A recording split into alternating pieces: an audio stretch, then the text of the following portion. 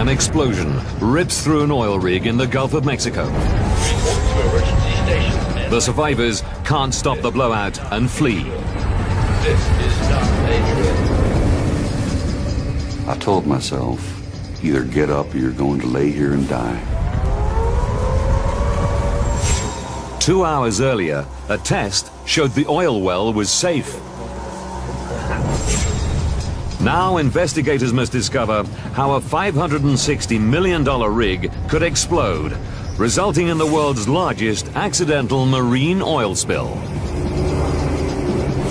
Why did this happen? You had this modern rig, capable companies, very experienced people. This just shouldn't have ever happened. What could possibly have gone wrong?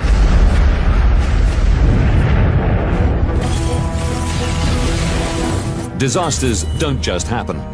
They're triggered by a chain of critical events. Unravel the clues and count down those final seconds from disaster.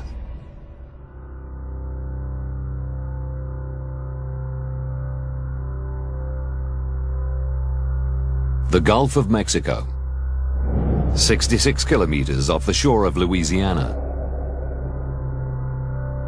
The Deepwater Horizon drilling rig.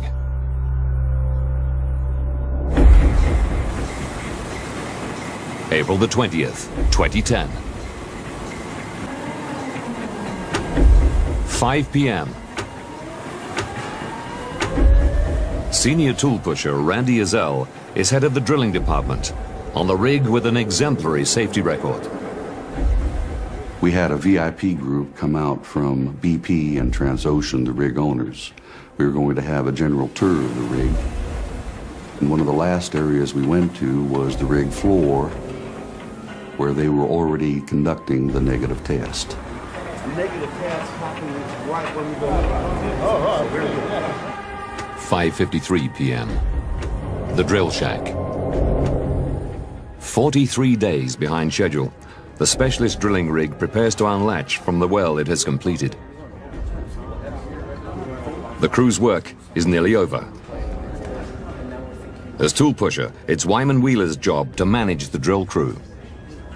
He needs to ensure the well can't leak. If it did, it would send oil and gas rocketing towards the rig. He's running a pressure test, which isn't going to plan. The monitors show unusual PSI, or pressure readings, in the well. PSI is just going up and up. As the 6 p.m. shift change approaches, the night crew enters the crowded drill shack. Subsea supervisor Chris Pleasant is responsible for the rig's underwater systems. If there's a problem with the well, he needs to know.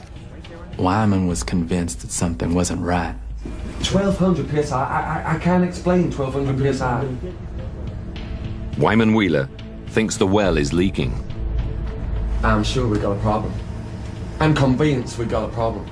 But his shift is ending. Jason Anderson manages the night shift. There is something wrong with this whale. She's sending us a signal.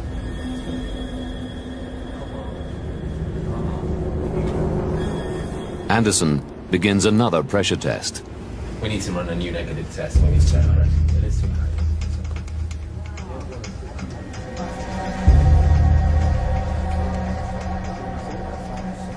Jason told me, he said, "Why don't you go eat?" And I said, "Well, I can go eat and come back." And he said, "Man, you ain't got to do that. If I have any problem at all with this test, I'll give you a call."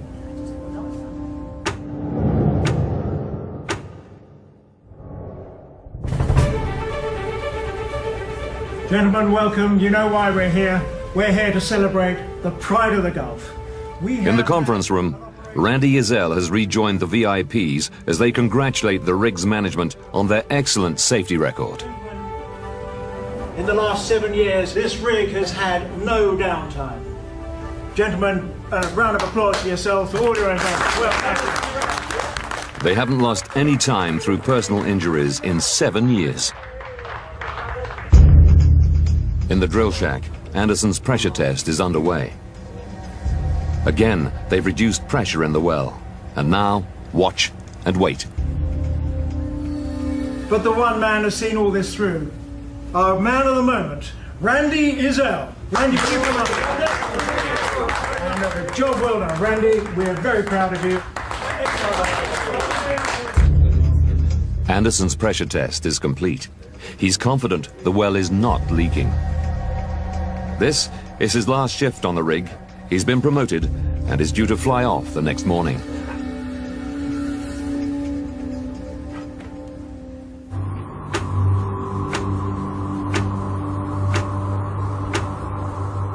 I looked at my watch. It was 9:10 when I left the rig floor.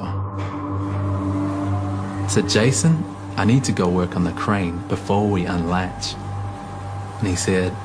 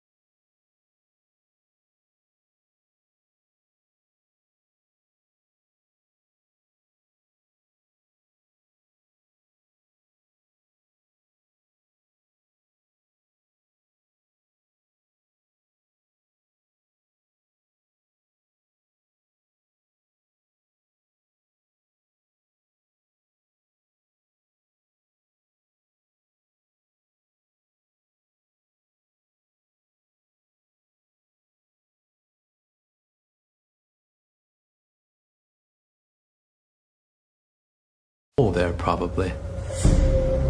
A minute later, Boogie said, I see mud.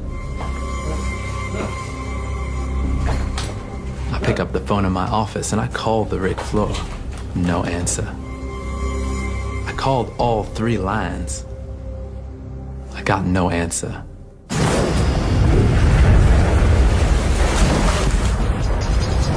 Mud is erupting from the well, shooting over 74 meters into the air and raining down onto the rig. To avert disaster, the crew know they need to get the well under control immediately. They close valves to try to stop mud and combustible gas escaping the well.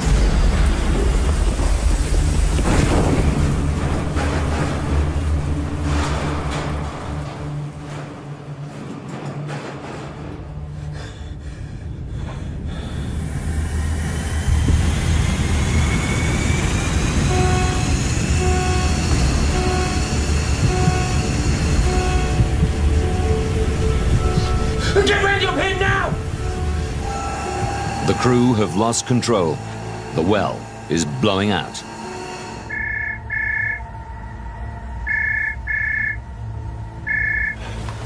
Hello? Steve opened up by saying, we have a situation. The well is blown out. I was just horrified. You all have it shut in. He said, Randy, we need your help. I'll be right there. It's a calm night with little wind. Highly flammable methane condenses on the rig. It will take only one spark to ignite.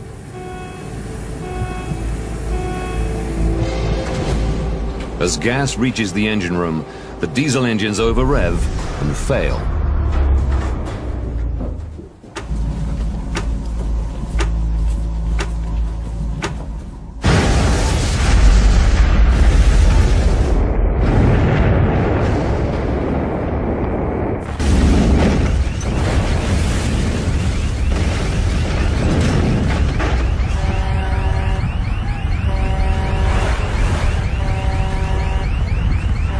Blazing crude oil jets hundreds of meters into the air.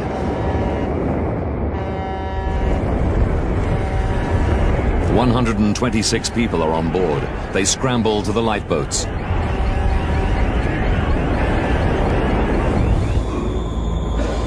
Randy Izell is not amongst them.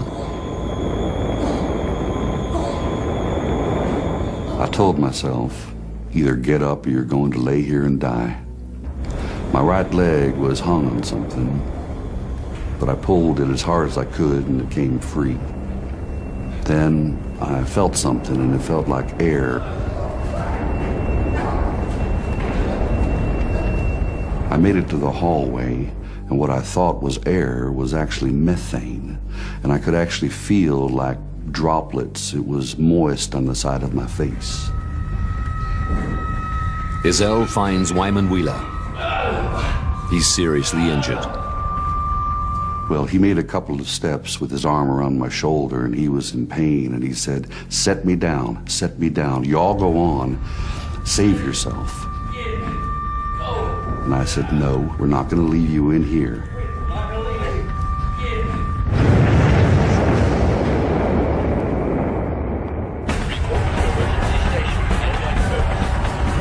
Before he can abandon the rig, Chris Pleasant must attempt to stop the fire. He runs to the bridge to activate the emergency disconnect system, or EDS. This is not a drill. This will shut the well at the sea floor and prevent oil and gas escaping. It'll separate the rig from the well. It's the only way to stop the fire. The only way to save the rig. Mayday, Mayday. This is the Deepwater horizon. We have an uncontrollable fire. I said I'm EDSing, and the captain came and told me, he said, calm down. We are not EDSing. I said, I gotta get off this well. So I hit the EDS.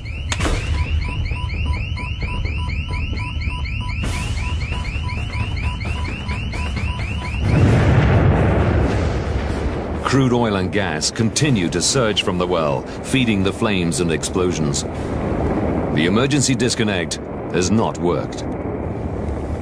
The captain came back over to me. He said, we can EDS. I said, I already did.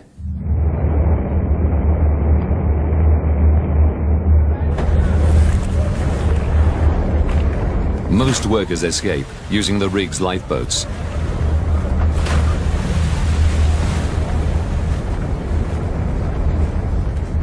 When we got outside of the living quarters, the first thing I observed is that both lifeboats had already been deployed and they'd left.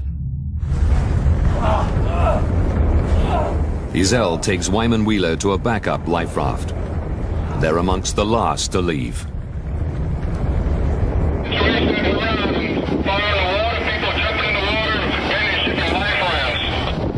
In the searing heat, the last few men on the rig throw themselves more than 18 meters into the sea.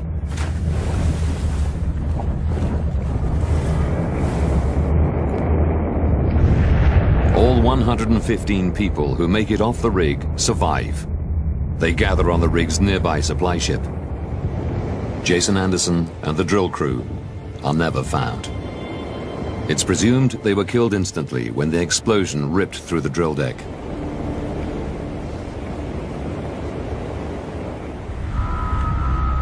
The Deepwater horizon burns for 36 hours, then sinks. Crude oil pumps directly into the Gulf of Mexico.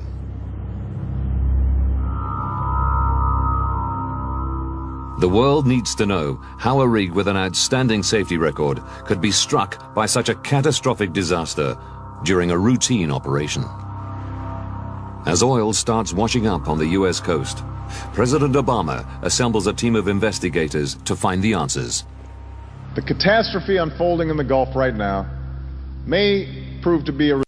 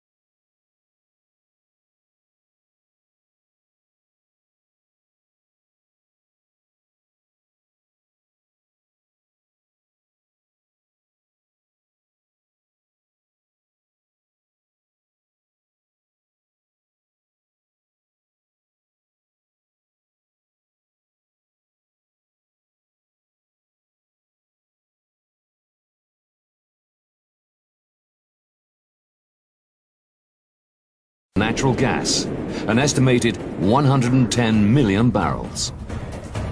But for now, the crew don't want oil getting in. The Deepwater Horizon just drills and installs the well. A different rig will come to extract the oil. The well will be sealed and temporarily abandoned.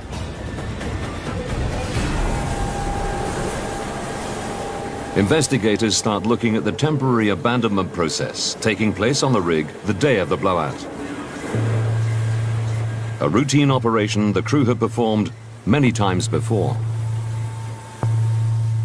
The temporary abandonment is where you basically button the well up, put cement plugs in place, make sure it won't leak and it's in a stable and sealed state. And at some later stage, could be days, could be weeks, sometimes it's even months later, a completion rig will come on and hook it up to whatever production facility is going to be involved.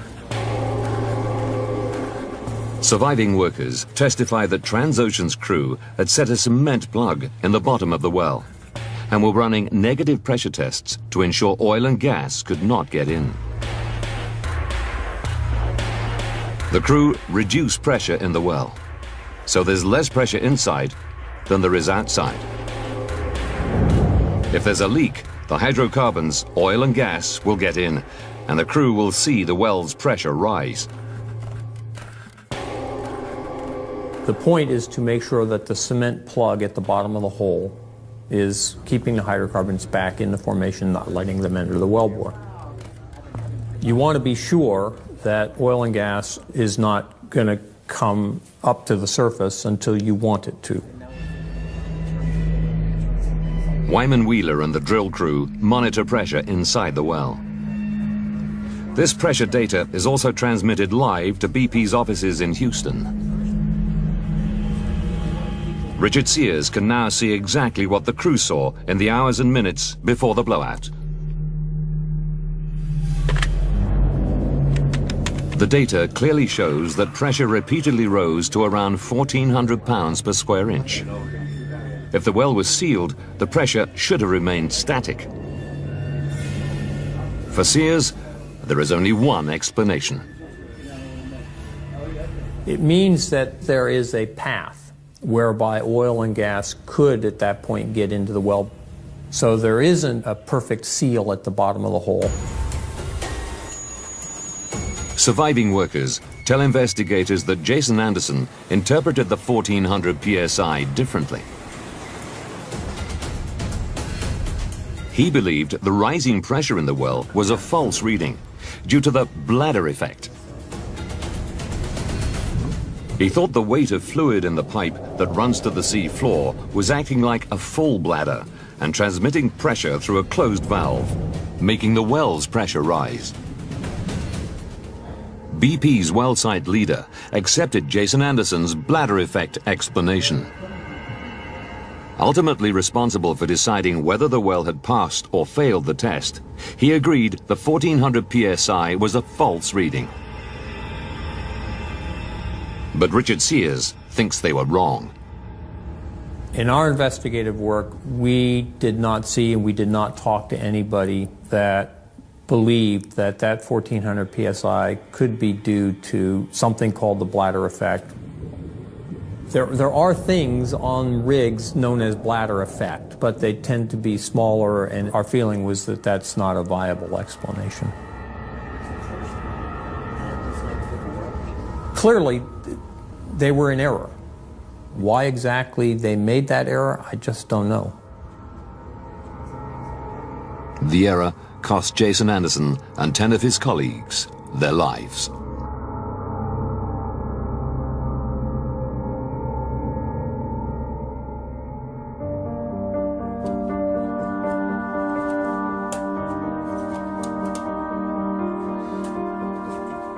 Oil industry veteran Professor Bob B. has investigated 30 offshore accidents. He's an expert in the human dynamics of disasters and has studied the Deepwater Horizon closely. His voice was damaged by toxins during his investigation into the New Orleans levee collapse of Hurricane Katrina. they didn't want to blow up this system. They didn't want to die. And so there has to be an explanation of how they did this. Frequently, we think of things as we want it to be, not as it is. So if we want it to be okay, we find everything we can to support that thinking.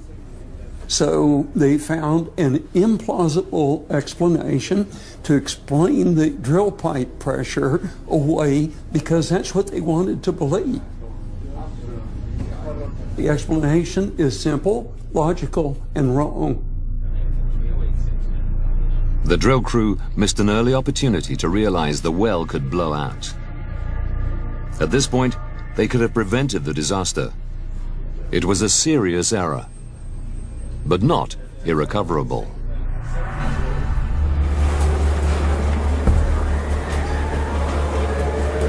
Investigators know the drill crew opted to run another negative pressure test, giving themselves a second opportunity to spot the problem. This time, they judged the well's pressure through the kill line, a small pipe which connects the rig to the well below. They opened the line and monitored it for 30 minutes. There was no flow, suggesting pressure in the well was not rising. Jason Anderson was confident oil and gas were not leaking in. BP's well site leader agreed.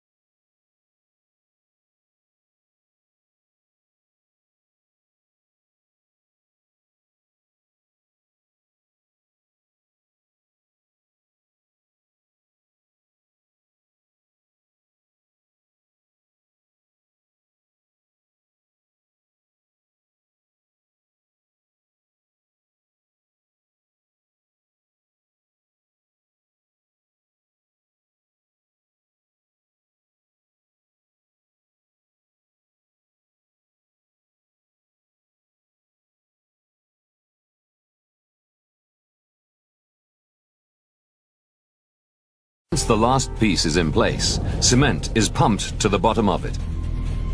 It pushes through holes and fills the annulus, the space in the well bore. Once set, the cement seals the well and prevents oil and gas getting in. The key is getting the cement into that annulus uniformly. That annulus is at the end of a piece of pipe that is basically 3.5 miles long, from the rig to the bottom of the hole. And you're going to have to pump the cement down through that pipe and out. It is, by its very nature, a bit uncertain. On one of the most critical and difficult jobs in drilling a well, the crew effectively work blind. It's crucial they ensure the final steel tube, the casing, sits centrally. If it's off-center, cement can't flow evenly around it. This leaves channels, allowing oil and gas to get into the well. crews position the casing with centralizers. These ensure cement can flow evenly on all sides. The number of centralizers and the exact placement of those centralizers is something that's determined for each well.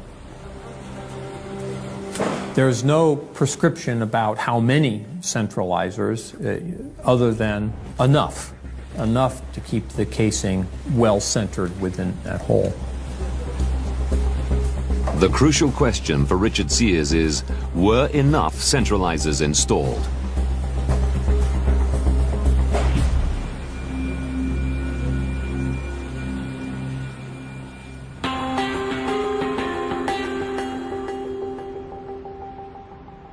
Critical decisions about the well were often made 700 kilometers away from the rig, in Houston, where BP's engineering team were based. Cementing specialists Halliburton worked alongside them. Halliburton's engineer, Jesse Gagliano, was based inside BP's offices. 3 days before the casing is installed, Gagliano works out how many centralizers they need. BP has 6 on the rig, but he finds that won't be enough. He recommends they use 21. In the absence of his boss, a BP worker takes the initiative to fly 15 more to the rig. I'll see you in there.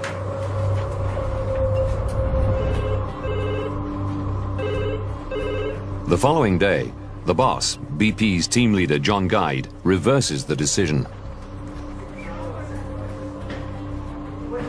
The new centralizers are a different design.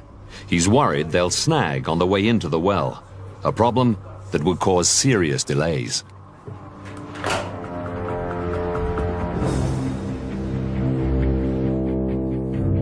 Richard Sears follows the trail of emails between members of BP's engineering team.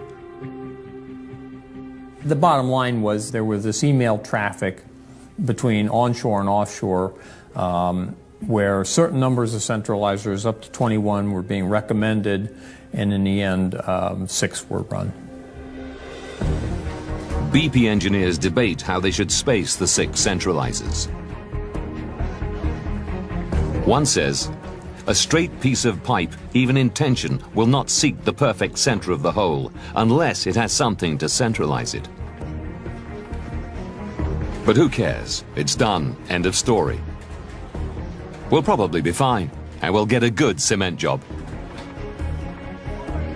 He says John Guide's decision was right. He'd rather risk having to repair a poor cement job than risk the centralizers snagging on their way into the well.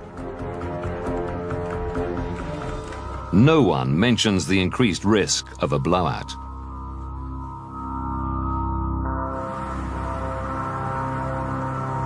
Too few centralizers may have set the well on the road to disaster. But investigators can't confirm it. If the casing is off-center, the evidence is 5,500 meters below the sea, inaccessible forever. But there are other possible causes that can be explored. Investigators need to establish whether the cement used in the well was up to standard. There's one thing we know for sure, and that is that hydrocarbons, oil and gas, came to the surface unexpectedly in this well.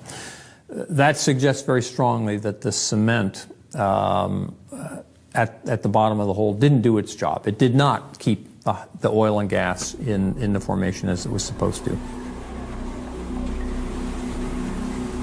A unique cement formula is drawn up for each well.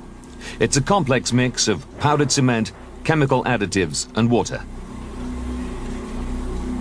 The key to getting the cement right is that the cement itself is competent, that it sets up properly and has the right strength and characteristics that's required to hold the pressure that's exerted on it. Investigators study the cement formula that Halliburton designed for the well. How about easy flow? Easy flow. Let's have a look at that. The well bore was fragile and needed a light cement. Halliburton and BP agreed to nitrify it, inject it with tiny nitrogen bubbles, creating a cement foam. A controversial decision that rig owners Transocean objected to. They didn't trust nitrified cement to remain stable this deep in a well. BP overruled their objection. It's a more complex cementing operation. If you don't maintain a stable foam, the bubbles coalesce, then they could effectively create large voids in the cement behind the casing, or they could actually coalesce into channels. Either would cause disaster. Oil and gas would force its way into the well and shoot to the surface uncontrollably.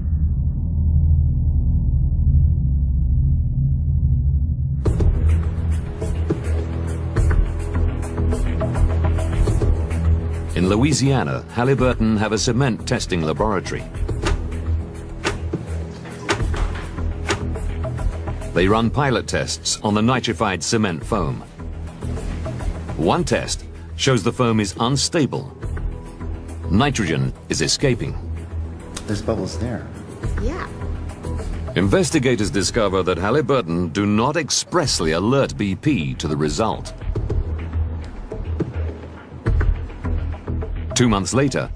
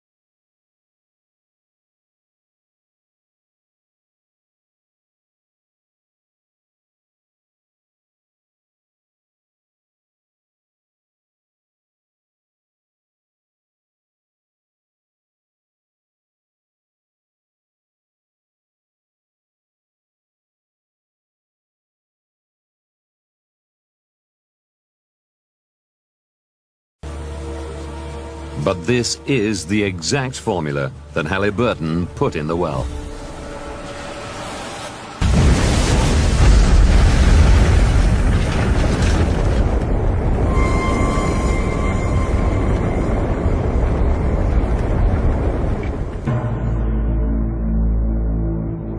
"36 hours after the blowout began, the rig sank. Pipes connecting it to the well crumpled and broke. For 86 days, crude oil pumped directly into the Gulf of Mexico.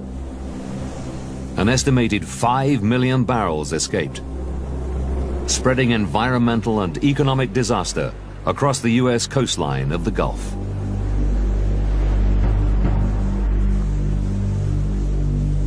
Only once the relief wells were dug, permanently plugging the Macondo well and stopping the flow, could investigators begin to solve the final mystery: why the emergency disconnect didn't work.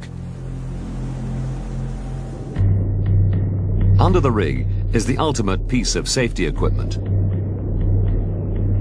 The blowout preventer, or BOP, is like a giant tap over 16 meters high. Under normal conditions, while they construct the well, the crew use valves to control the flow of fluids into and out of the well. But the BOP also has an emergency function. It's designed to prevent blowouts. The bottom line is that there was this uncontrolled flow of oil and gas to the surface. So clearly, the blowout preventer did not seal the well. When the rig's emergency disconnect system, or EDS, is activated, steel shears or pincers within the BOP snap closed, cutting the drill pipe and closing the well.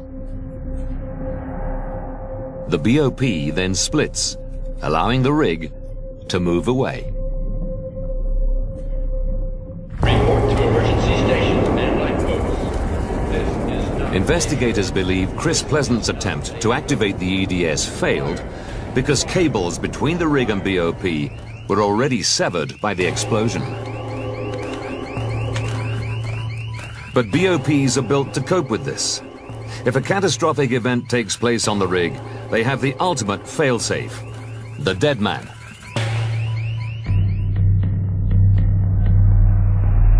When communication between the rig and BOP is lost, the battery-powered dead man function should automatically close the pincers. But investigators find that one of the batteries is running low. It should hold 27 volts. It holds 7.6, not enough to power the dead man.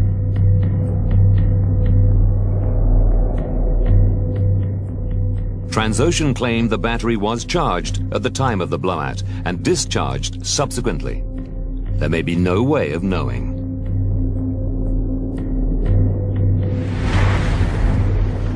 Remotely operated vehicles also try to force the pincers closed from outside. But the oil kept flowing. While the BOP had functioned under normal conditions, once the well began blowing out, it couldn't cope with the pressures of the escaping oil. Bob B is not surprised. Damning evidence in a study commissioned by the industry regulator in 2002 had been largely ignored by companies operating in the Gulf of Mexico.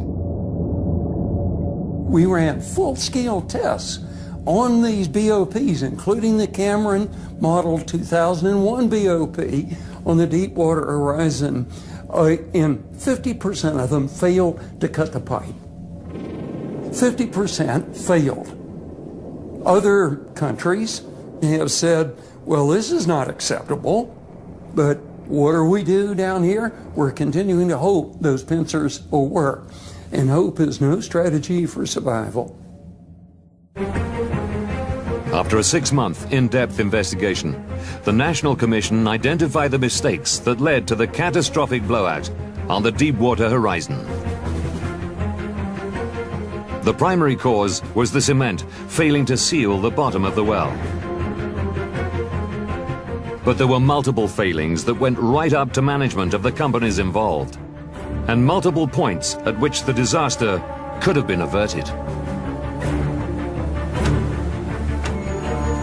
2 days to disaster. The casing is lowered into the well with just 6 centralizers, 15 fewer than Halliburton has recommended. A decision made by BP in Houston, which has increased the risk of cement channeling.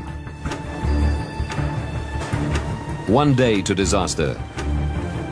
Halliburton's unstable nitrified cement is pumped into the well to secure the casing.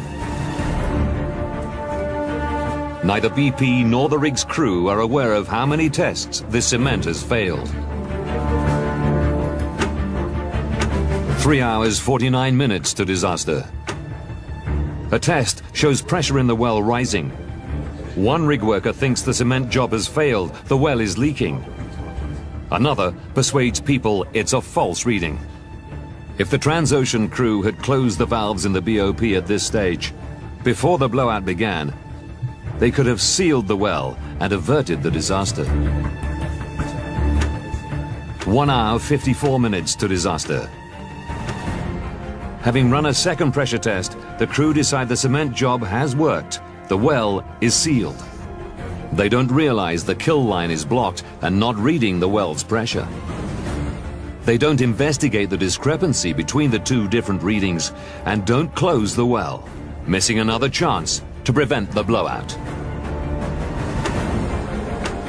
9 minutes to disaster. The well begins blowing out. Natural gas and oil have forced their way past unstable cement. The crew now attempt to close the well, but oil, under immense pressure, is shooting through the BOP. Get ready up here now! It won't close. Highly flammable methane surges from the well and envelops the rig. When it reaches the engine room, it finds a spark.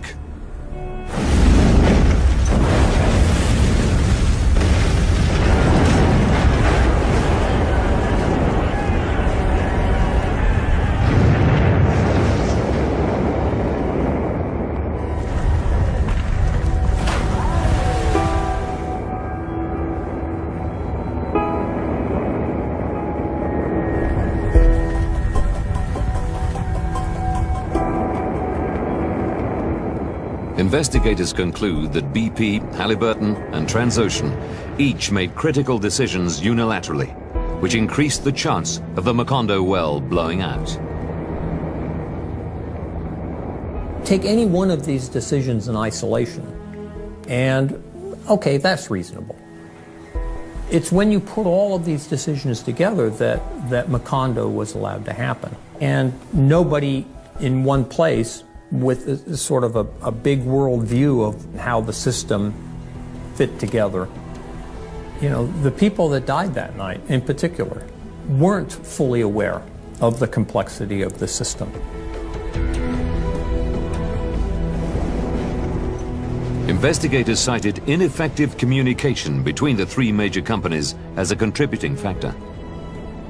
Deepwater Horizon was just shot through with malfunctions in communications. It was happening on board the rig, it was happening onshore. Communications, a major explanation for the causation of this disaster. They questioned whether a drive for speed and cost efficiency drew people's focus away from the extreme dangers they were dealing with. In justifying his decision to use 6 centralizers, BP's wells team leader John Guide mentioned the additional 15 would take 10 more hours to install. A significant expense, as the rig cost around $1 million a day to operate. While there are many pressures within this business to save time and money and move along, there need to be equal pressure and benchmarks around safe operations and safe performance so that you provide that balance. The Deepwater Horizon's crew were acutely aware that the well was behind schedule by 43 days. I call it the blowtorch on the bomb incentive. You can feel the heat, and you're going to want to move fast. This well was budgeted to cost $96 million. Well, today it has cost approximately $150 million. That's a lot of money. Transocean say BP are largely to blame for the disaster. Halliburton claim BP did not give them essential data regarding the well. BP have acknowledged some failings, but say Transocean and Halliburton are also partly to blame. I don't want to say it could happen again. Of course it could happen again, because the risk never goes away. This is, you don't manage these risks to zero. They're always there. But the industry needs to do everything it can to ensure that it doesn't happen again. Don't miss extreme angling in brand new Wicked Tuna, continuing on Sunday nights at 9, only on National Geographic Channel. Seconds from Disaster is back next.